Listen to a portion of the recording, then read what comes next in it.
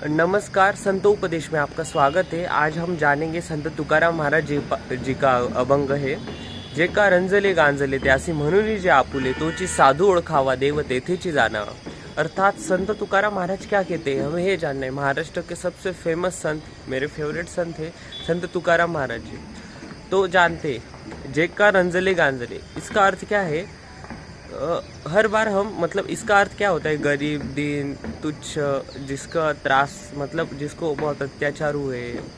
पर इसका और एक वैसे हम अर्थ निकालेंगे, मतलब इसका और डीप मीनिंग है जो संत तुकाराम महाराज जी कहना चाहते हैं। उनका ये कि मतलब जो मानसिक रूप से भी ग्रसित है, वो मानसिक रूप से रोगी है, जो मन से भी रोगी है, वो भी एक प्रकार से ग्रसित व्यक्ति है। ऐसा ही नहीं कि गरीब लोगों को ही देखना है, अत्याचारी लोगों को ही देखना है।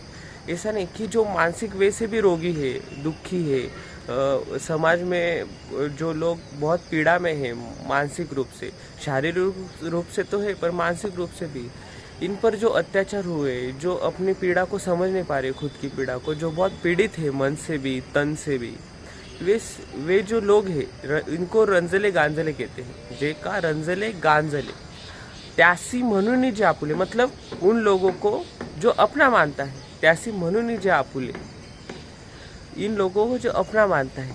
तोची साधु ओळखावा, मतलब क्या? उसमें ही साधु दिखने चाहिए। तोची साधु ओळखावा, उसको ही साधु जानना चाहिए। तोची साधु ओळखावा देव तेथेची जाणावा, मतलब भगवान उधर ही जानने के, मतलब उसी व्यक्ति में असल में भगवान है। उधर मतलब वहाँ ही हम भगवान जान सकते हैं, क्योंकि जो इन लोगों को, मानसिक रोगी, दुखी, कष्टी व्यक्ति को जो है, जो बहुत ग्रसित है मानसिक रूप से, दुखी है, गरीब है, इन सभी लोगों को समान दृष्टि से देखता है, इन सभी लोगों को भी अपना मानता है। जैसे श्री कृष्ण भगवान कहते हैं, सामने वाले की पीड़ा अगर तुम्हें भी हो रही है, मतलब तुम्हारे अंदर भी धर्म शेष है, वैसे ही अगर इन सभी चीज़ों को, इन सभी लोगों को जो अपना मानता है वो साधु है और उसमें ही भगवान दिखने चाहिए। यही संत तुकाराम महाराज जी कहते हैं। इसलिए ये जो नजरिया है संत तुकाराम महाराज जी का, वो है उनकी भक्ति की पराकाष्ठा है, उनकी प्रेम का प्रतीक है भगवान के प्रति। जो भगवान से प्रेम करता है ना, उसके ही नज़र में ये सब दृष्टि समान दृष्टि जन्म लेती है, उसका दृष्टिकोण वैसा जन्म लेता है। इसलिए अगर हमें भी ऐसी दृष्टि चाहिए तो संतों की भक्ति करनी चाहिए, गुरुजनों की भक्ति करनी चाहिए, क्योंकि गुरुजन ही ऐसे व्यक्ति होते हैं, गुरु ही ऐसा व्यक्ति होता है।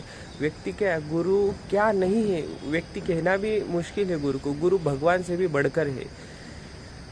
गुरु क्या नहीं है हमारे लिए, गुरु क्या करते हैं हमें? गुरु डायरेक्ट हमें, संत हमें भगवान बना देते हैं, भगवान से मिला देते हैं, वो होते हैं गुरु।